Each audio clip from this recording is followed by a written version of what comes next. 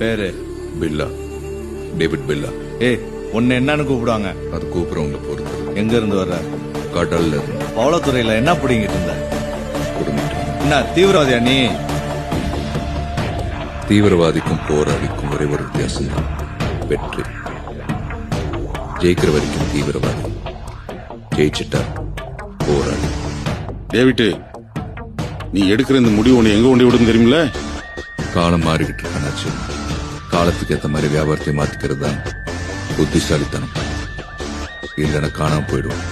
ஆனா ரொம்ப அளவுக்கு அதிகமா ஆசைப்படுறியோன்னு தோணுது. ஆசை இல்லைன்னாச்சு பசி. ஜெயிக்கிறதுக்கு 1000 எதிரிங்களை கொள்ளலாம், தப்பில்லை. ஆனா ஒரு துரோகி உயிரோட விட்டா பெரிய தப்பு. உழைச்சு இந்த நிலைமைக்கு வந்திருந்தா நீ இப்படி எல்லாம் பேச மாட்டேன்.